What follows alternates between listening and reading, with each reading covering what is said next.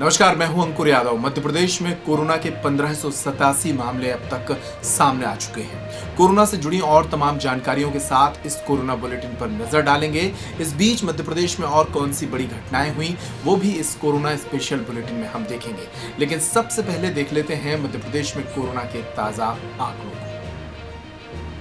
मध्य प्रदेश में कोरोना के अब 1587 संक्रमित मरीज सामने आ चुके हैं। इनमें से 1355 मरीज अब भी एक्टिव पेशेंट के रूप में देखे जा रहे हैं। 152 लोग ऐसे हैं जो कोरोना से जंग लड़कर वापस रिकवर हो चुके हैं और 80 लोगों की मौत 22 अप्रैल तक मध्य प्रदेश में कोरोना के कारण सामने आ चुकी हैं।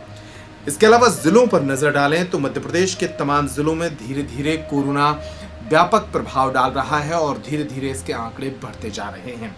इंदौर में कोरोना संक्रमित मरीजों की संख्या अब 923 हो चुकी है। भोपाल में आंकड़े बढ़कर 303 तक पहुंच चुके हैं।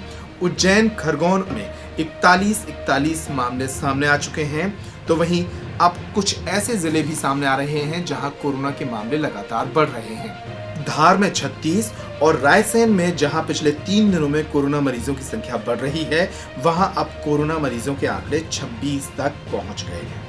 आपको बता दें कि देश में 20,482 कोरोना संक्रमित मरीज अब तक सामने आ चुके हैं और 20,482 मरीजों के मुकाबले मध्य प्रदेश में 1587 मरीज अब तक सामने आए हैं। अब कोरोना से जुड़ी अगली खबर को देखते हैं। ये रायसेन जिले से है। रायसेन जिले के अल्ली गांव से 2 दिन पहले जमातियों के रूप में कोरोना पॉजिटिवों के मामले सामने आए थे। अल्ली गांव से 10 कोरोना पॉजिटिव सामने आए थे जो सभी दिल्ली की मरकज स्थित जमात से लौट कर आए थे।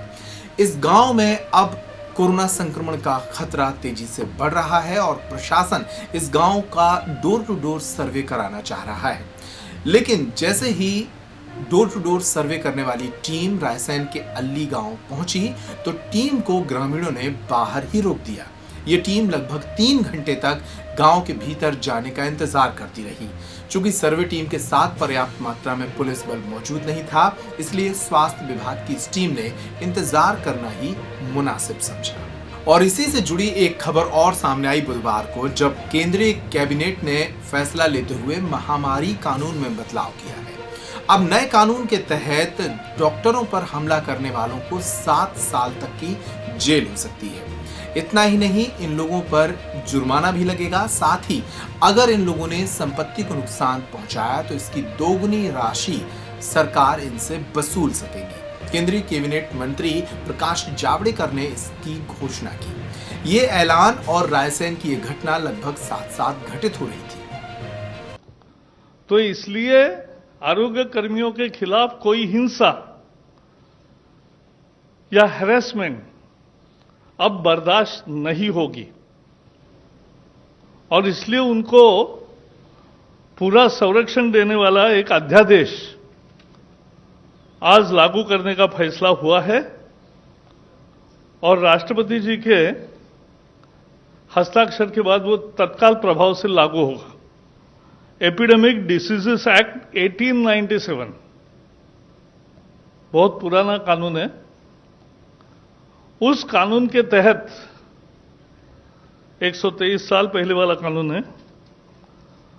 उस कानून के तहत उसमें बदलाव करके यह अध्यादेश लागू करने का निर्णय आज मंत्रिमंडल ने किया है। अब यह होगा कि इस तरह का अपराध यह कॉग्निजेबल भी होगा और नॉन बेलेबल होगा। यह संज्ञान भी लिया जाएगा, संज्ञान योग्य भी होगा और जमानत न मिलने वाला होगा। 30 दिन में इसकी इन्वेस्टिगेशन पूरी होगी। सीनियर इंस्पेक्टर के लेवल पे ही इन्वेस्टिगेशन होगी और 1 साल में फैसला आएगा और सजा भी कड़ी सजा का प्रावधान किया है। 3 महीने से 5 साल सजा हो सकती है अगर इन पर हमले हुए या कोई नुकसान किया, और 50,000 से 2 लाख रुपए तक का जुर्माना देना पड़ सकता है। 50,000 से 2 लाख रुपया केसेस के ग्रेविटी पर तय होता है। और अगर बहुत गंभीर हमला है, गंभीर इंजरी हुई है, तो 6 महीने से 7 साल तक सजा का प्रोविजन है, 6 मंथ to 7 years। और ऐसे केसेस में जो जुर्माना है वो 1 लाख से 5 लाख तक है। तो भारी सजा भी होगी और भारी भरकम जुर्माना भी होगा। जो भी कोई हमले के लिए जिम्मेवार होंगे, उनसे जितना नुकसान हुआ है उसके मार्केट वैल्यू का 2 गुना ज्यादा ये उनसे भरपाई कॉम्पेंसेशन के रूप में लिया जाएगा।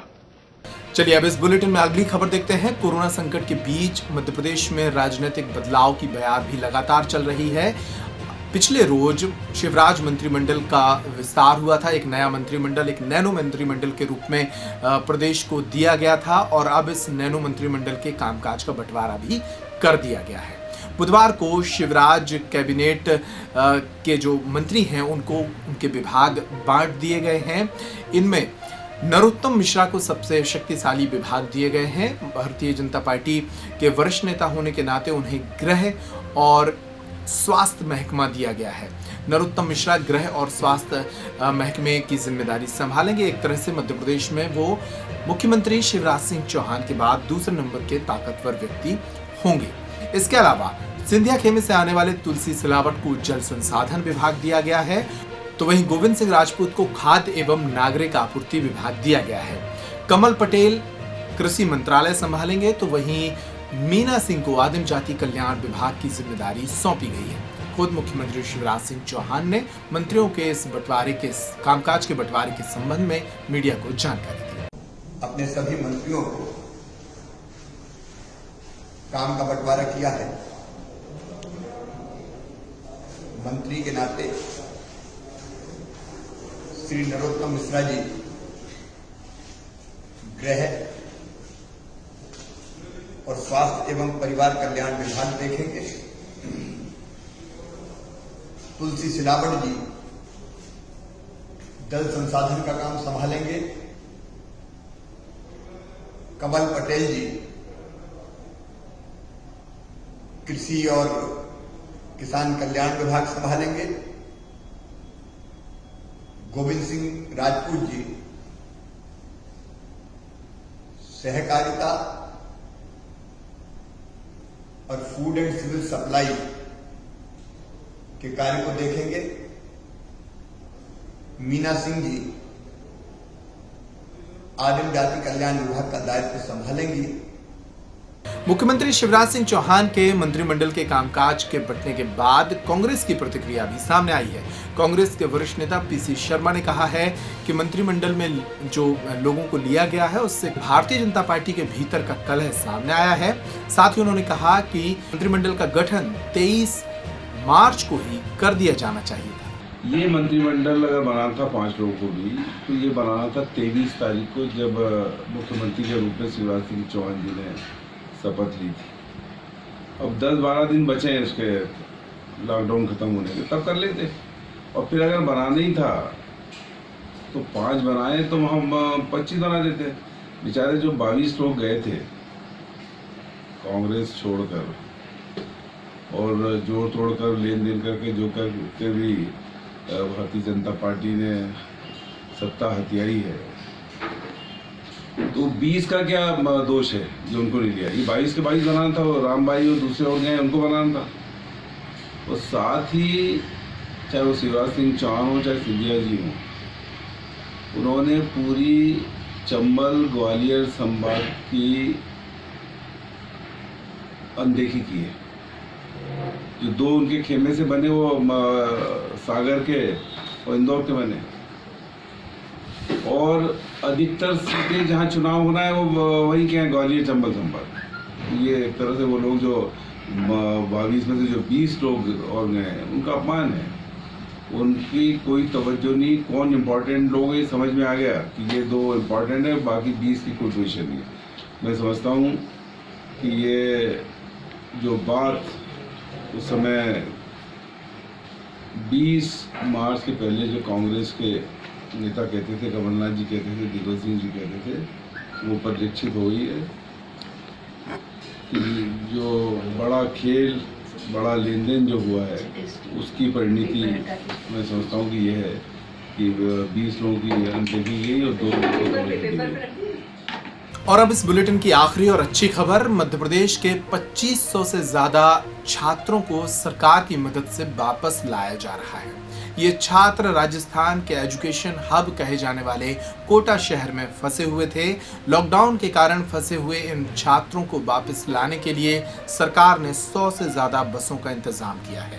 ये बसें कोटा से छात्रों को घर लाएंगी और इन छात्रों को प्रॉपर जांच के बाद होम क्वारंटाइन कराया जाएगा। मुख्यमंत्री शिवराज सिंह चौहान ने इन बसों को सुरक्षित वापस आने के लिए प्रदेश स्तर पर एक कंट्रोल रूम बनाया है, जहां पल पल की जानकारी ली जा रही है। इसके अलावा प्रत्येक शहर के अधिकारियों की टीम इन छात्रों को सुव्यवस्थित वापस लाने के इंतजामों में लगी हुई है।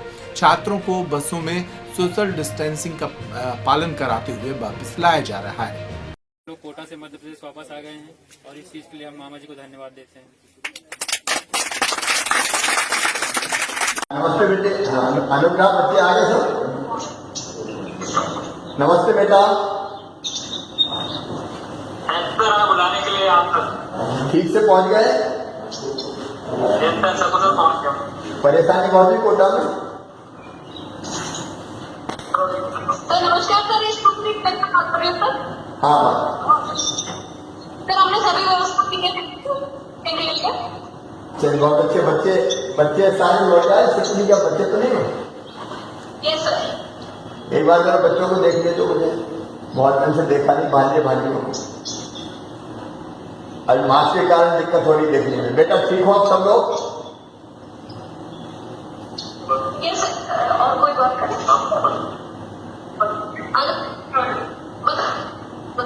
क्या नाम है बेटी आपका? क्या नाम है बेटी आपका? पहुंच गए ठीक से? अब कोई परेशानी तो नहीं है? कोई परेशानी नहीं है। चलो खुश रहिए, बहुत शुभकामनाएं। बाद में घर पे जाइए। हाँ घर पे रहने पड़िए ठीक से। हाँ घर पर रह के पढ़ाई कीजिए, बाद में जब नॉर्मल होगी सिचुएशन तब तो तैयारी करेंगे। हाँ राजेश ठीक से पहुंच गए सब बच्चे? ठीक है, इनको घर पहुंचाए। हाँ तो मध्य प्रदेश सरकार की ओर से एक तरफ कोटा में फंसे छात्रों को वापस लाए जाने की एक कवायद है, तो वहीं दूसरी तरफ अब भी हजारों गरीब और मजदूर विभिन्न जगहों पर लॉकडाउन में फंसे हुए हैं, लेकिन उनकी चिंता किसी को नहीं। कोरोना बुलेटिन में इस वक्त के लिए इतना ही। तमाम खबरों के लिए आप देखते रहिए पेप्टिक टाइम मध्य प्रदेश समाचार।